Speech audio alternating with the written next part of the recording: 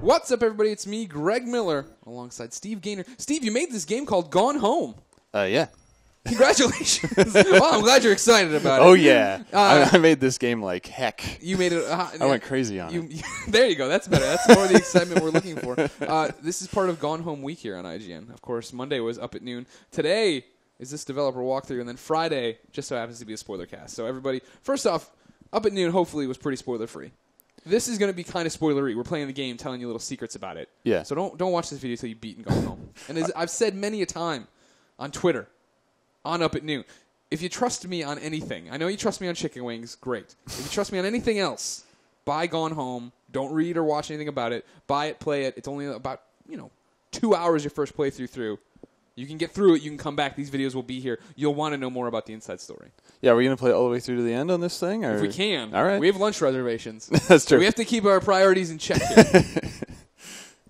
So, Steve, while it loads up here, tell me a little bit about yourself and how you got into video games. Sure. My first design job was on BioShock 2. I was a level designer on that. I've heard of that game, BioShock, a good indie title. Yeah, it's a little game. Did okay. And I worked on the sequel, and then I was the lead designer and the writer of the Minerva's Den DLC for that game. What some consider the best DLC of all time.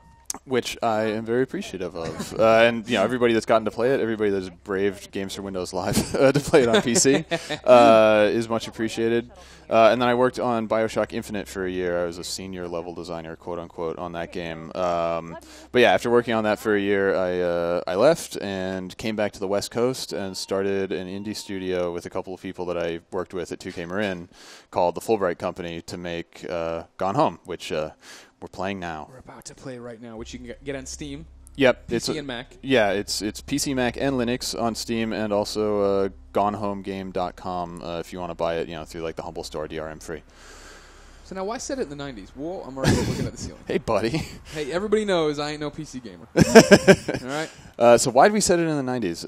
A good question. So, I guess if you don't know too much about Gone Home, it's this game where basically you are the college-age kid of this family who's been away for a year. You come back to your house, you expect your family to be there, and nobody's home. And, it's set in 1995, so there's no cell phone. You can't just try and call your parents on their cell. You can't send somebody a text. It's like a dark and stormy night outside, so like the phone lines are down, the TV signal is out, and you basically are alone in this house, and you have to try to figure out where your family is, what happened to them, and basically what happened here in the year that you were gone. Interesting. What kind of kid goes away for a year, too, by the way?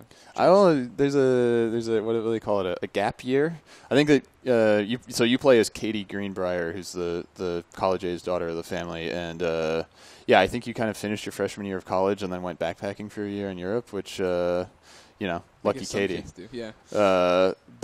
So as you're exploring the house, you'll find some postcards and stuff that you sent. But aside from that, you've been out of contact with your family. To interrupt real quick, were you prepared for Christmas Duck to become such an internet sensation? I predicted that he would be a celebrity immediately upon release of the game because he's a star. I don't know what your merchandising plans are, but if you're not making stuffed Christmas ducks right now and getting ready to sell them on the store, I think a plush Christmas duck would do gangbusters. You're just letting money go out the door.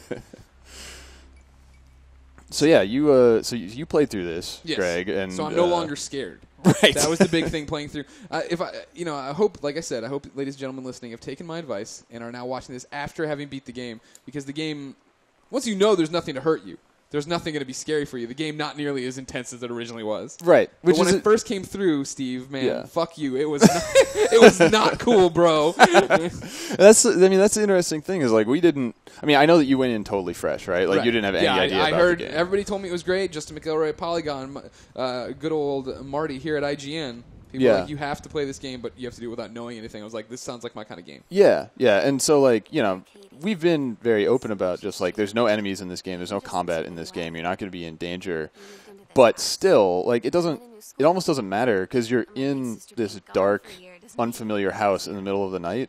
And just in your real life, you wake up in the middle of the night, you go down to your living room or something is dark, and you just have this irrational fear of what could be back there, what could be hiding, even though it's your house. Sure. What's back there is your lazy boy, the dishes you did not do. But I think that you just kind of can't help but feel, unbalanced, feel like you're not fully at ease when you're in this unfamiliar place in the dark. But the game is also about, like, as you've been going around and, like, turning the lights on.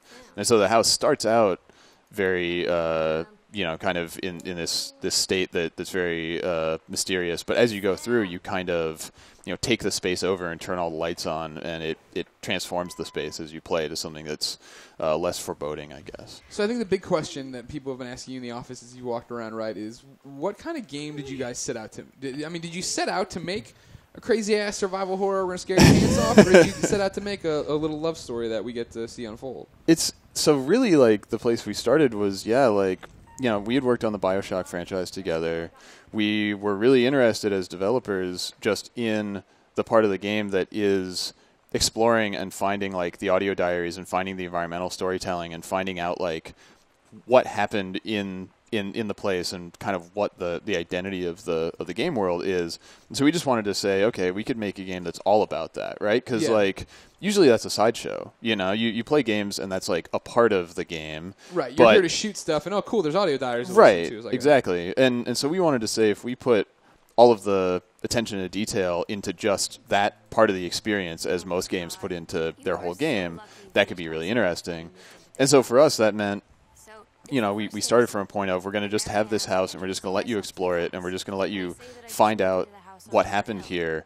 But if we just leave it so it doesn't seem scary or like, foreboding in any particular way, then, you'll just be real comfortable. You'll be like, oh, it doesn't really matter whether I figure out this mystery. Maybe I'll just go up to my room and take a nap, see if my parents get home in the morning. Screw around. And so, like, the reason that we wanted to push on the atmosphere and make it feel kind of unsettling was just so that you would have this feeling like something's not right here. It's really important that I, like, try to find out what happened and solve this mystery as quickly as I can. Right. And so it was a weird thing where, we totally started from a point of it's going to be a game about finding out the story of this place, but through the way that we developed it, it started to also have this almost like horror atmosphere when you first start playing it before you kind of get a grip on what the game's really about. So, as people who, like, again, if you're watching this and this is your first time ever seeing this game, stop it. You're ruining the game for yourself. But, like, we were talking earlier about things you guys have, that people think you set up, right? Yeah. And how, like, oh, man, when I did that and the thunder struck, that was, like, such great scripting or whatever, and that's not at all how it happened. I will have you know that right here, as we will eventually find out, there's a secret passage. Yeah. When I came out of it and found this, it was one of those things of, like, oh, my God, they dropped this here. Somebody is in this house with me, and they dropped this, so I was like, I can't believe I missed that on the first time through. So you thought that it had appeared there? Yeah, I thought somebody had absence. put that down. I was like, oh, what a perfect move. They knew I'd come out, and my eye line would be right on it. And the thing is, we talked about doing some stuff like that, of like having it like, oh, okay, you'll come back through this room the second time, and then something will be changed, Yeah. And we just, you missed one. Oh, I knew what I was doing. It's all good. Good eye, too, that you can memorize this stuff. Oh, don't worry, I'm very familiar. Last week on Up at Noon. But, we had talked about messing with the player more deliberately in that way in a couple situations, like, oh, you'll come back through this room and, like, the chair will have been moved or the lights will be off again even though you turn them on or whatever. Right. And we decided not to do any of that stuff just because we felt like the player's imagination and the stuff that they like the thing that you saw where you thought, oh, that mustn't have been there before. Yeah, right. Like we didn't have to do that ourselves to mess with people. People were gonna have those kinds of like readings of the game anyway, even if we didn't script anything in specifically to fuck with you. So and see, this was the first room too of like when I came in, I was like, oh man, what the hell's going? This is super creepy. Like what's gonna be in there? What's gonna be there? I'm like, oh, there's nothing in there. I'm like, oh wait, what is there? And it's like, oh no, you got the stupid book about frickin' ghosts. I'm like, well, awesome. That's what I want. And so then as soon as that happened, I'm waiting for like what scary things about to happen. And I remember I kept doing this. I kept doing like this. And I'm trying to cue whatever's going to be down the hallway. I'm like, where's the ghost of the former owner of the house? Yeah. Yeah, strafing around the exactly. I was like, I doorway. know it. I like these closets. Like I run everywhere I run. Right, I run in and I immediately say, what am I about to get into, and turn on the lights and freak out. Well, we've had people. There's somebody who like tweeted to us, and they were like, "I was in the TV room, and I heard some kind of creaky sound, and there was a thunderstrike, and so I just went in the closet and closed the door and turned the light off, and just hid in there for a little while until I knew it was safe." Now, what's really interesting to me is that I played it, I loved it, I started tweeting about it nonstop. Follow me on Twitter, I can't remember, and people started playing it, and then the guys at work, when we'd start talking about it. For me, this is totally Sam's story, Sam and Lonnie's story. Right. And then there's I didn't collect everything. I guess I thought I was doing really well, but it was all Sam. And then we'd come in and we'd talk about it at work, and people would start talking about the death of the mom and dad's relationship and all this stuff. And I found the note of the guy who was a sexy whatever tree ranger, tree man. Or wait, whatever. Did you just almost say a sexy tree man? Yeah, I did say there was no almost. I really said that. So just so you know, Gone Home does feature quote unquote sexy tree man. IGN, there's a box quote for you when you put out the collector's edition. But yeah, I thought for sure. I read that, I was like, oh, okay, and you get the note from the best friend of the mom who's oh, tell me more about that and yada yada yada. But I never found a conclusion to that other than that they were going away. Right. That's something I need to obviously be better at. You need to help me find more of your things, I think. But. Well, that was something that we totally signed up for in the beginning. Was we knew we weren't going to force you to look at anything, right? So we knew that any player might miss. There's nothing we could guarantee you would look at, except for instance, you have to get into the basement. You need the basement key, so we could attach something to that was really important. But 95% of the stuff in the house, you could just walk past and never see it. And so it was a challenge for us to say, okay, well, if you only find 75% of the stuff in the house, does the story still make sense? Can you still get a satisfying experience out of that and make sense of what's going on? And it seems like for the most part, people have had good luck with that. Because maybe you do miss some of the intricacies of Dad's story or something. Yeah. But you don't just feel totally lost at sea, right? Yeah. Is this the one? Somebody was telling me too. Another Easter egg I missed is that you find a box full of his books and you can go. Yeah, if you go back in the library, there's the porn box. You should do that. Yeah, you should do that. Let's go. Yeah. Is this it or no? Go for it. Yeah, it's in the bottom of the bookshelf in the library, which is back through Dad's office. Sorry. Yeah. That's a really nice home, by the way. I'm glad that guy died. And was so generous as to leave this house to the family. I mean, that was something that we wanted to do. So write it down in there. Sorry, back behind you now, to your left. Oh, you're almost there. You go down in those cabinets down there. Ah, yes. Okay. So it is easy to miss. No, see, but what I did is I went in here and I imagine other people, right? First off, it's fun to play this game now, knowing everything. Yeah. Because I was before, literally I'm inching through every room waiting for the goblin to come get me. But here I was I ain't got time for this sex. I don't have stuff. All right, so there it is under there. Yeah. So there might be a sexy lady in the game. There might be more than one. You don't know. Well, no, I know that for a fact. I liked a lot. It's interesting. When the story starts evolving, and I get where it's going with Sam and everything. Yeah. There's a moment when I open Sam's locker and there's a sexy photo of a woman. There's a tear out of a JCPenney catalog model in there, and Katie's reaction is, "Gosh, Sam." Right. I was like, God, what's wrong with Katie? What kind of reaction? I guess is you're dealing with a lot right now. But right. My reaction would be oh. What the hell, Sam? Katie's having a very eventful night. I know, right? She's finding out a lot about her family tonight. I know, and that's the other thing too to think about, right? Is the fact that this girl's life is shattered. On top of she has got to clean up the entire house now.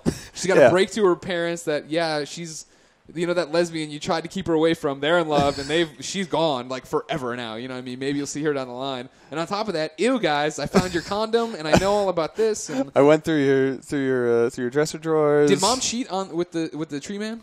Is that ever with the sexy tree man? Yeah. On the one hand, I would say that my intent was that it was not a relationship that was fulfilled. Okay, it was sort of. It was something that Mom was kind of pursuing, but not totally sure about, and it worked out a certain way. But the other side of it is that there's so much room for interpretation in this game that I'm much more interested in how did a player of the game interpret it and what did they think the implication was, more than me just saying, here's how it is. I'm going to tell you the canon answer to this thing, because some people are they're there've been some interesting stories of people being like, oh yeah, I started reading Mom's stuff, and I was like, oh, she had an affair, and then later I was like, no, I guess she didn't, but some people didn't get that far, didn't assume that in the first place, or I don't know. So it's interesting seeing how people react to what you find in the game. This cracked me up, by the way, too. Yeah. Because obviously I've gone through the entire first floor and I've turned on every light and left them on because I'm terrified playing this game. Yeah, that was one of those things where we had playtesters play, and everybody goes through and they're just turning every light in the house on. Right. And it was pretty much, there's a couple of people who are super conscientious and like turn off the lights and close the doors and everything when they leave the room, but almost nobody does. So, yeah, that note was just a little wink and nod to be like, we know how you're playing this game.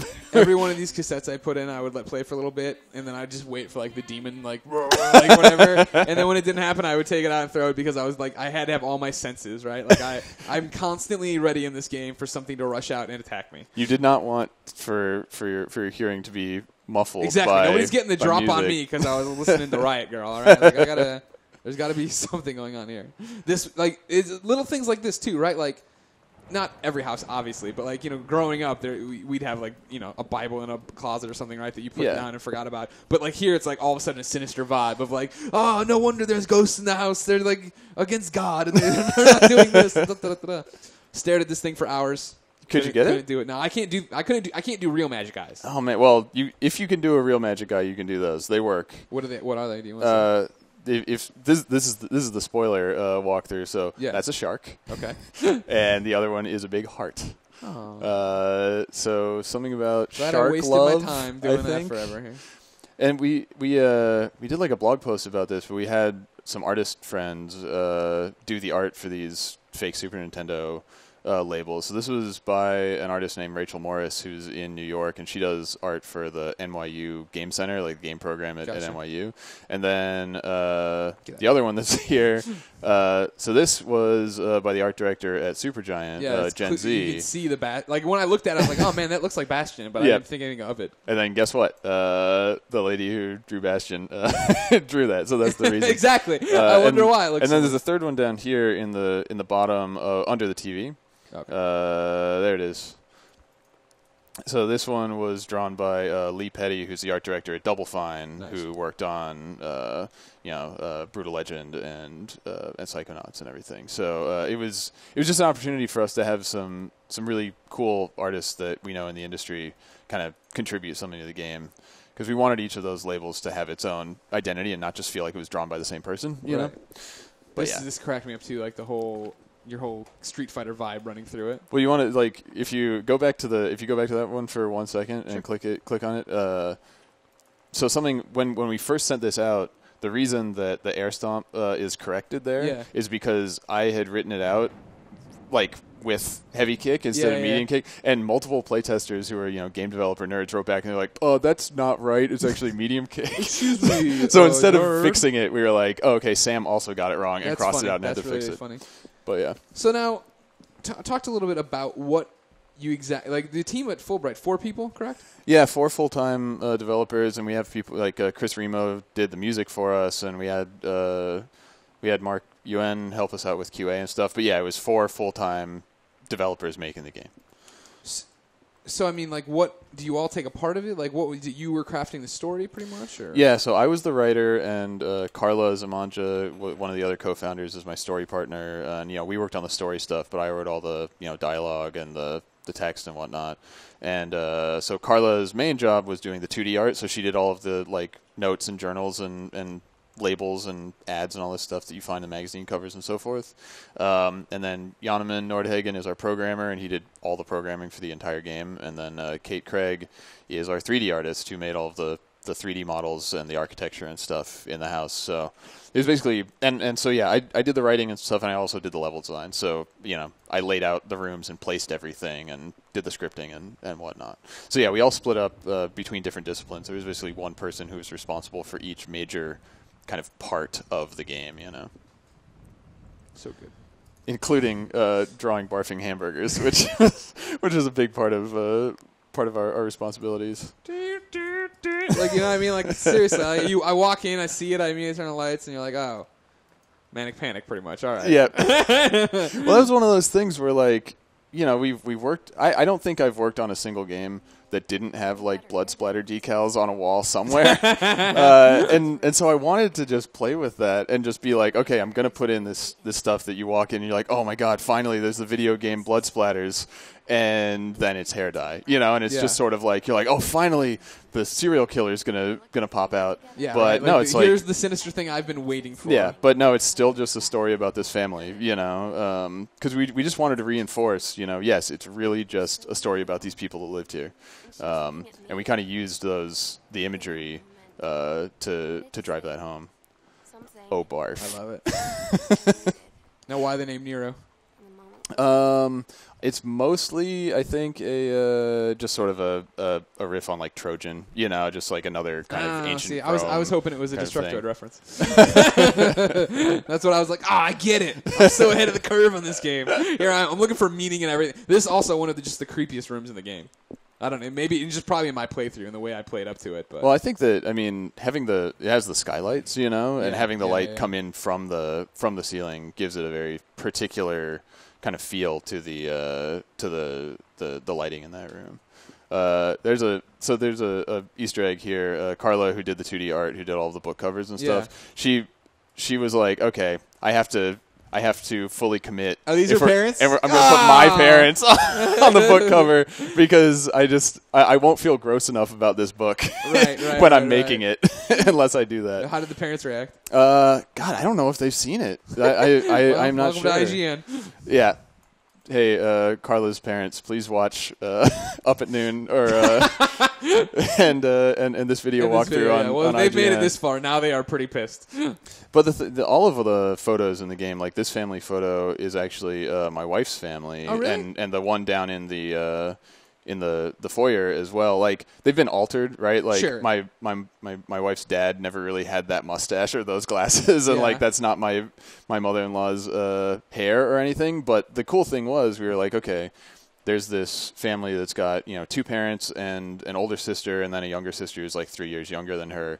And my wife's family was totally that was the exact setup. She has a sister that's like 3 years younger than her, and they were teenagers in the 90s and everything. And so we were just like, can we just use your family photos as like a base and then paint over them to make them look like our characters? And it worked out because when you're making something like that, when you're trying to make family photos like that, it's really hard to fake it. Like it's really hard to just like create that from scratch. So, oh no.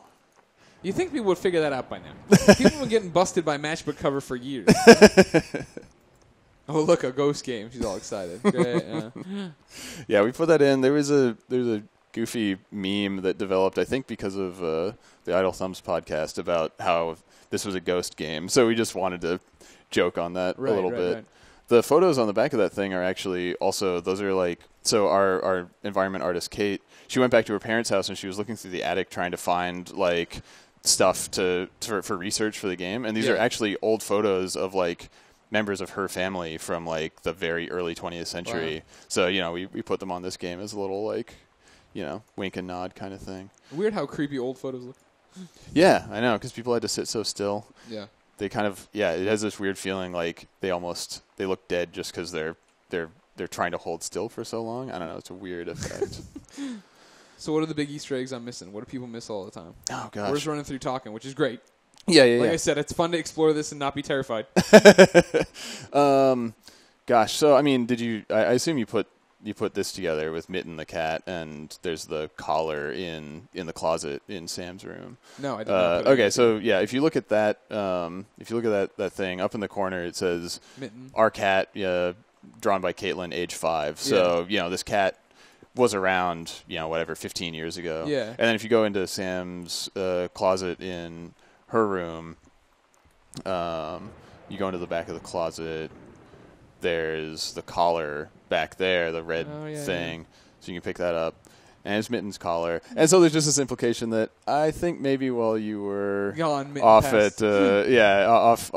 gallivanting around Europe, the family cat may have passed away. Oh. There's just those little things that we put in that, it's not important for you to know that. It's not like you got to know about the cat to like understand this game. But if you pick everything up and look at it and put all the pieces together, you kind of get more details about what happened while you were gone. Heads up, this would have been a great show.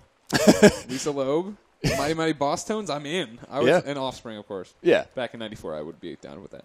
It was, I went to some kind of big outdoor festival shows like that in my day. Right, yeah. We all did. Put on by the local rock station. So, like, what stuff, what were you most left with after you played the game that was like an unanswered question for you or something that you I mean, upon reflection, about? it was the parents' relationship. Okay. Because I just didn't explore that one. That wasn't my focus, right? Like, I was still very much like, what is going on in this attic? Right. This was like for real. Like, I'm around here somewhere, I'm getting confident that, like, okay, it isn't a total ghost story. It isn't as bad as I make. Oh, God. What is... And you run up here, and you're like, you tug on the lock, and it's like, it's locked, and you got this creepy-ass dark room. It's like, oh, jeez Louise. I'm running over here. I'm tugging on the vent, too. Trying to figure anything I got to do something. Oh, no. I mean, for me, like, you know, as far as unanswered questions, I don't know what I had really, right? Because... I think it's such. I mean, this is why I'm such a proponent of the game, is that it's such a well-told story. You know what I mean? Like, the way I described it, like when I finished it, I sat there and let the credits roll. Like when I finished Walking Dead, right? Season 1, no spoilers, but I was like devastated, right? Yeah, I just sat there and it was like, listen, that song was so sad. Yeah. And like, what's gonna happen? And yada yada yada. But this, when you finish, and it's like, it was so bittersweet, and I was so happy for them. You know what I mean? Like, there's the whole, like, this whole shit. I'm like, she's a witch. Lonnie's a witch. Like, you know, like, we got to stay away from all these people. Like, what's going to happen? But, like, by the time we got to figuring out what exactly had happened, right? Yeah. I was just like, I was so, I don't know, like, the whole story, like, you figure we're going to get there, I imagine, this playthrough if I stop digging around, but like, because it's downstairs now, I got to go right through the library. No, you can go through here. I mean, yeah, you can, but it's quicker to go through the parents' closet. Like, go in. Okay. Yeah. See, I'm just going back to when I was like, I found it all, because that was the thing. I found that note and I just turned around and sprinted. I was like, well, there you go. Yeah, so it's right in that empty space right there. No, I mean, I agree that like the thing about the story of Gone Home is it could like, seriously, fuck you. Like, you know, you like, better not. Oh no. Oh, hold on. You know what I mean? Like, and that's, you said earlier that was the only scripted thing in the game, That's right? the one scripted event that we were just fucking with you, and we were like, when you look at that, we're just gonna blow the light bulb out just to mess with you. Right. But yeah, like it could have been. I think it could have very easily, like the story of Gone Home could have ended much darker, right? Sure. Like, and that was what I'm doing a bad job of expressing it while I play, but like that was the thing for me. Well, I'm sorry. Yeah, sorry. I gotta vomit. I'm not puking. Like, there was this whole run, right, of like, what's gonna happen, Yeah. And then like I went, by the time I figured out, I'm like, oh, you know, it's not gonna be that bad. Yeah, everything's gonna be okay. Then it was like, oh, let's go under the stairs, and you walk in, and there's that room, and that was the first time in forever I walked into the room, and I turned, like, there's the Satanist table, and I just go, oh fuck, and like I grabbed the key and I ran upstairs, and like I've talked to so many people who were like, I expected, you know, Sam to have hung herself, and like, totally, I got up, like, and that was what I was going back and forth with you guys on the game. I was like, what kind of game did they make? Yeah. Is it really just this love story, or is it going to end really badly for everybody? Yeah. So if you go back up to Sam's room, all you're doing at this point is looking for the combination for locker, so I can just remind you what it is, because that'll get you further. Yeah, we're talking. Feel free to direct me. I want to make sure we give people good stuff. But yeah, like it could have gone there. Like that wouldn't have. I don't think it would have been totally inappropriate to the story. No, not at all. But we wanted to. Where do I have to go now? Just in her room. You oh, can do just I have it already? I can tell you what it is. Oh, okay. You can just put it I can skip it. Right, you know the answers. Yeah. You've memorized everything. Yeah. So it's 0501. Spoilers. What's that? What's the reference to there? May 1st was when we moved into the house that we made the game in. So. Oh, that's an interesting thing to point out, right? That you guys lived in a house making this game. That's right. So yeah, we. She's so pretty. Lonnie is very cute. So grab the basement key. Yeah. Check out the Morley cigarettes for sure. You got to. Yeah. Oh yeah, and down in the. And here it is. There, gosh, Sam. Shut up. What do you mean, gosh? It's more my sexuality. Katie's a little bit prudish, I think. She's not as... I get it. Again, she's dealing with a lot. But yeah, when I left Irrational and when Yonaman and Carlo left 2K Marin and we all convened up in Portland, it's okay. So turn around behind yourself. It's the other way. I've never played this game. When we gathered in Portland to start a studio, basically we all were just living off of our savings, right? Like we didn't have jobs. We didn't want to get like, I don't know, venture capital or investors or anything. So the whole idea was like, what can we make with the people we have and the money we have, and have enough time to actually make something we're proud of. And so just to keep our costs down, we rented a house together in Portland, and our office is in the basement. And, so we were splitting rent and working where we lived, and it just allowed us to like make this game on our own terms, basically, without having to say, okay, we have a publisher that's paying for it, or we have, this, that, or the other person that we're beholden to. Like we didn't even want to, like do a Kickstarter and have like stretch goals or something, right? We just wanted to be able to make this game what we wanted it to be, And so, just like getting a house together and keeping our rent cheap and living in Portland instead of like San Francisco or Boston was a huge part of that. Quick timeout. Mm-hmm. Have you made these shirts yet? If you guys want to make more money, I will buy a dozen of those shirts. We haven't made. You gotta get on this merch train, boy. Yeah, we haven't had merch and stuff like that. But actually, a couple of people have gotten tattoos based on the game already. See, and that was one of the things I thought too. Is like I was so touched by the story. I'm like, I don't do tattoos, but like that. There was a guy just like a couple days after the game came out. He got the heart locket, as like as a sort of like an old style like sailor tattoo style. So he like adapted it, but it was really cool, and it was like, I don't know, first time anything like that's happened to me, based on something that I helped create, Like, I mean, plenty of people have like BioShock tattoos and stuff, but it's not my game. Go to hell. What are you doing? Like, that was the thing. Like, here, I was like, here's where, like, and I had just seen The Conjuring too. I don't know if you've seen Conjuring. I haven't watched it. But there's a big basement scene. Okay. And like this, or basement's a big part of it, and this looks like the basement there. Yeah, the face cut out of the painting is a little bit Silent Hill. Yeah. I mean, we're very much inspired by. Like Silent Hill 2 is a big inspiration for me. Like the tone of that game and the fact that even though it's a super weird, kind of like supernatural game, it's also this love story. It's like this story about this guy and his wife, and that he wishes he could be with her and all that kind of stuff. Right. Like putting the atmosphere of like dread, but then the story of people that you can relate to together, I think is something really powerful in games. And so, Silent Hill is a big inspiration. Even the tone and atmosphere of Rapture in BioShock, just like it's dark and spooky, but also you can just tell people lived here. That, making it feel like, someone actually lived here is really important. What's this combo? 1963. So everybody knows it's like a temporary situation. Like the Kennedy assassination. Mm-hmm. This is like you're talking about like what unanswered questions. Yeah. When I beat the game and I was like, wow, I can't believe this, and I'm watching the credits, I was like, oh crap, I didn't open that safe. I never ran into it. You know what I mean? Like everything had gone so perfectly the other direction. Well, you're gonna have to be good at reading cursive if you want to. I'm just screwing around and seeing what's in here.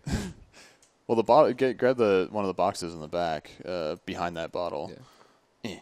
Get out of here.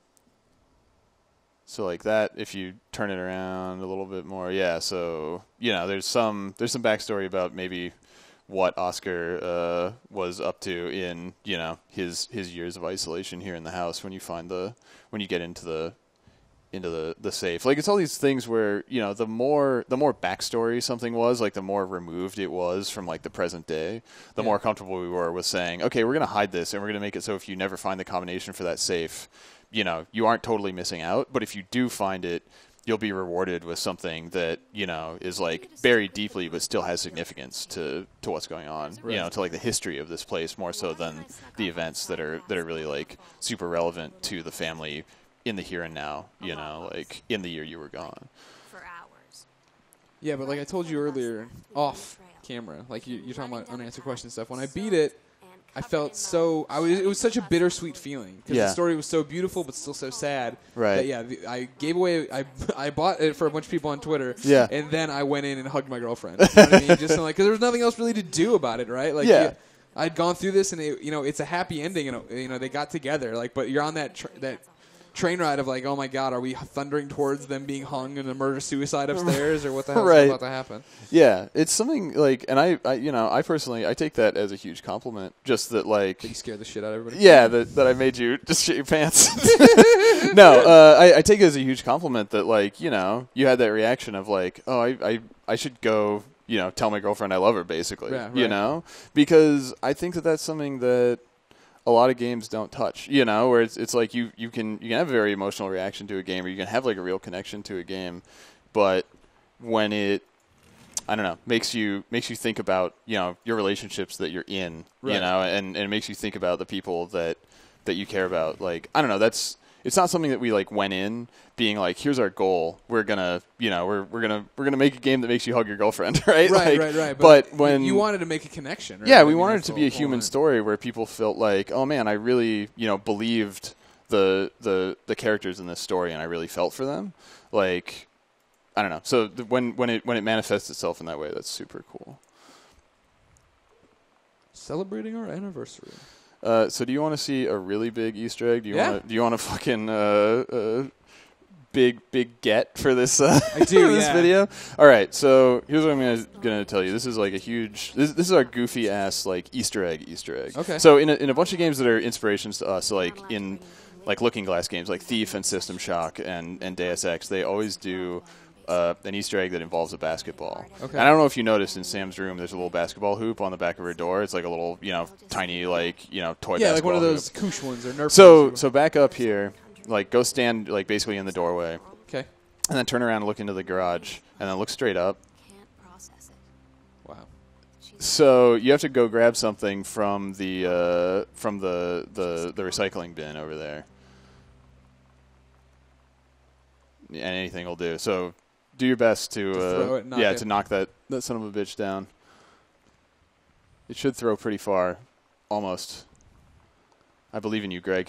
I believe in your skills. Commentary. You have to hit it from that side. You Yeah. came for the story and all about the lesbian narrative, but here we are. This is the Oh, so come close. on. So close. Third time's a charm. Greg Miller goes for the 3.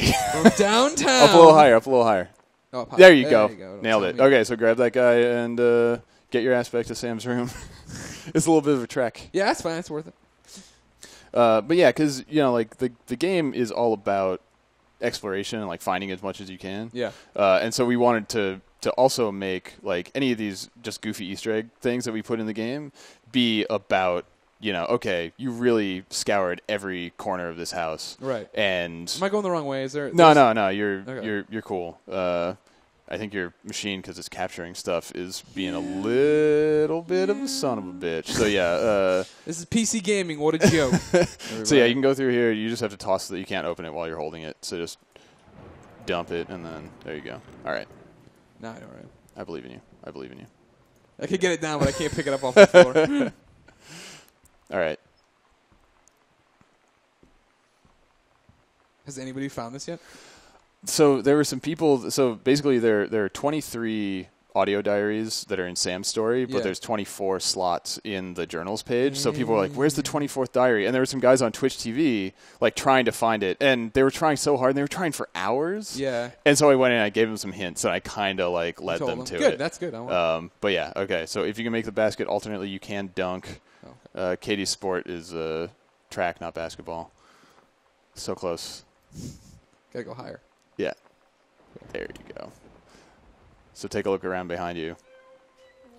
Oh man. No. More to the TV. Look at the TV. There you go. So we Meow, meow, meow, meow, meow, meow. yeah. Can you hear the game audio in your headset? I can't. Is yeah. it just like the cat? It's so what we did is we had our voice actor. We had like an extra half hour with her at the end, and we were like, what can we do with this time? And we were like, you know what? Just take one of the audio diaries and read it, but just read it like you're a cat. So she just read the first audio diary from the game, but it's just meow meow meow. Meow meow meow meow meow, and awesome. We made it Mittens Diary, and we put photos of the team's cats. That's like That's our family's really cats cool. and stuff, as our version of the basketball Easter egg. So yeah, Where am I right now? I've gone in the garage. We know the parents are gone. Why don't we go? You want to just go under the stairs now? Can I do that now? Like, Okay. I mean, you can. We haven't found the map that tells you where it is, but I mean, if we want to. But the thing about the game is, like. I didn't know you could explore all this like at your leisure kind of thing. Yep. I didn't know that I could walk around and find panels and do stuff. Yep, like that was something that we really intentionally wanted to do was say, like seriously, I was like, oh fuck. We wanted to, there are a bunch of secret panels and secret compartments in the house, and we wanted to be able to say, like, the game is about knowing where that stuff is, not like pressing all the right buttons in the right order or whatever. Yeah. So we wanted to say, if you play through the whole game and you know where all of these secret passages are, you can just go in and go straight to where they are and unlock them and play the game out of order, basically. Because like I'm a fan of like Metroid games, and Castlevania and stuff where you can sequence break, and so I wanted to be able to say, no, you don't have to go find the map that tells you where the secret passage is. We'll just design the level in such a way that, it's really unlikely that you'll hit that shit by accident. Be over there, right? Yeah. All right, so, go down the hall over here. I know where the attic is. Don't worry. I remember the attic quite well. It's where those freaky red lights are, remember? Yeah. Remember when you thought all hell was breaking loose? That's where it is.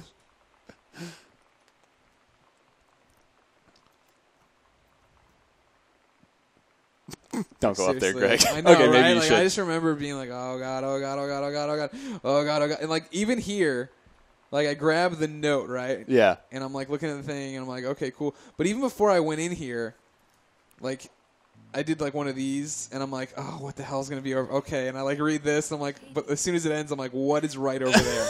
Like, what is going to be around? What's going to be around the corner? Right? No. I got all these. Okay. So beautiful.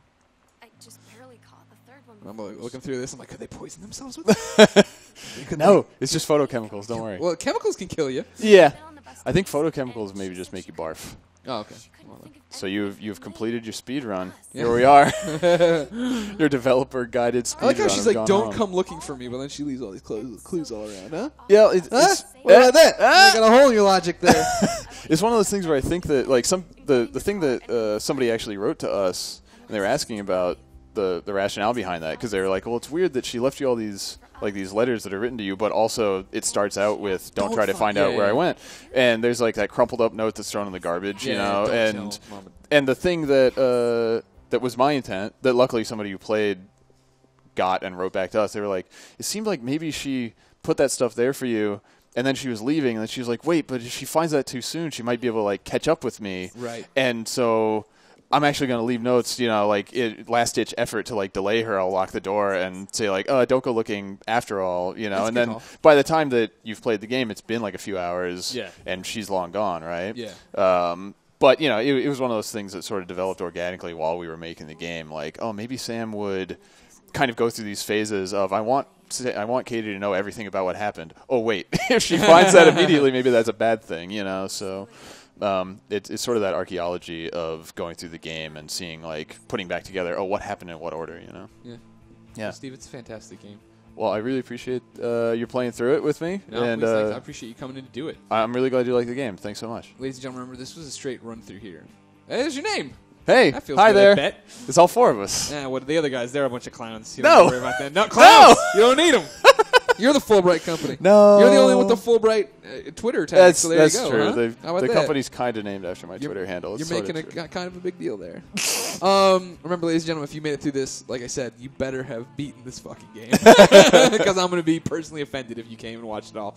Obviously, you want to listen to it and find all the diaries. Yeah. If you just watch this thing, this playthrough, and you haven't played it before, it's like watching a movie on fast forward. Right, yeah. If you didn't catch Mondays Up at Noon with Steve, go watch that. We'll talk a little bit about stuff like I'd like to know about if there's any chance for this coming to other platforms. So I'm sure you get that question asked then. Yep. And then for stuff along the line, like I'd like to know in your head as the creator of this story, if you think Sam and Lonnie are still together, if you've thought stuff like that. But that's on the spoiler cast, which goes up on Friday. All right. So there's all this gone home content for you here on IGN. But we're going to make you click on every one of the videos. Not because we, like, people always, the clicks and the ads. Just because, like, no, we need to compartmentalize things. Because it's easier. Do you have that power? Can you actually force people to click on your videos? I didn't know that IGN was right that powerful. We're trying right now. And if not, go click on everything. Google Game Over Greggy and find everything there and click on all that Greg stuff. is controlling your mind right now. But ladies and gentlemen, Gone Home is available now. It comes with my highest recommendation.